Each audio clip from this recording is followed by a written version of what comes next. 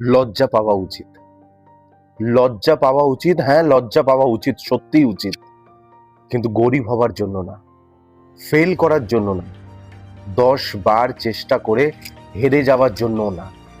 লজ্জা পাওয়া উচিত যখন তুমি নিজের ক্ষমতা জেনেও কিছু না করে বসে থাকো, তার জন্য লজ্জা পাওয়া উচিত। আজকে তোমার কাছে এক্সকিউজ আছে, সময় নেই, টাকা নেই, সাপোর্ট নেই, পরিস্থিতি ভালো না, ফ্যামিলি বুঝছে না, মার্কেট খারাপ, গভর্নমেন্ট খারাপ, দেশ খারাপ, সব কিছুর জন্য একটা এক্সকিউজ আছে। কিন্তু একটা প্রশ্ন, এই এক্সকিউজ গুলো কি তোমার জীবন বদলেছে নাকি আরো 5 বছর পিছিয়ে দিয়েছে? কারণ এক্সকিউজ কখনো সমস্যার সমাধান করে না।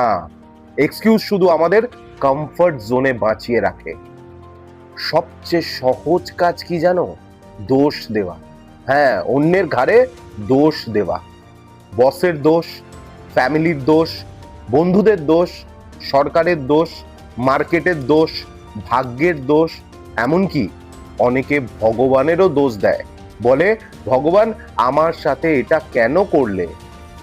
কিন্তু একটা প্রশ্ন, ভগবান কি তোমাকে বসে বসে মোবাইল স্ক্রল করতে বলেছিল?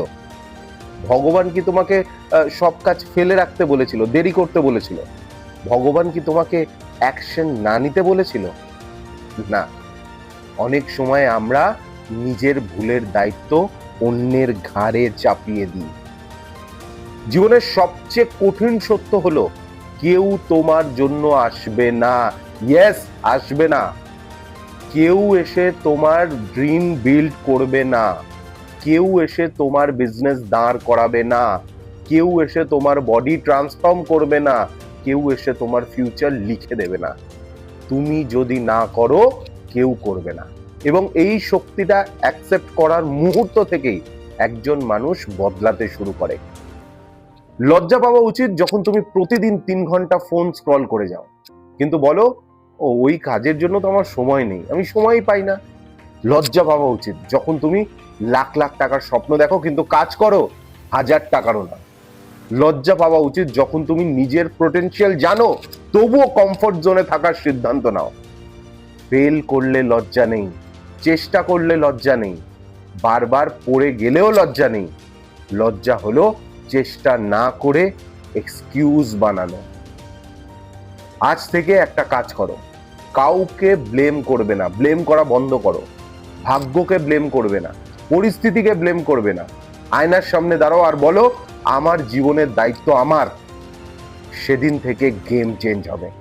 কারণ ব্লেম করা এই অভ্যাস তোমাকে দুর্বল বানায়, আর দায়িত্ব নেওয়ার ক্ষমতা তোমাকে শক্তিশালী বানায়।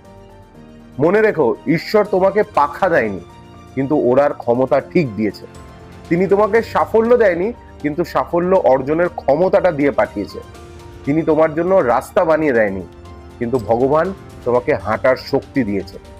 তাই আজ থেকে এক্সকিউজ নয়, অ্যাকশন, ব্লেম নয়, দায়িত্ব, কমফোর্ট জোন নয়, গ্রোথ।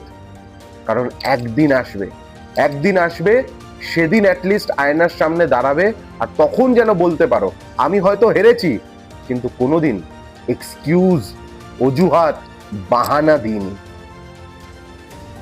লজ্জা পাওয়া উচিত ব্যর্থতায় নয়, লজ্জা পাওয়া উচিত যদি তুমি নিজের ক্ষমতা নষ্ট করছো।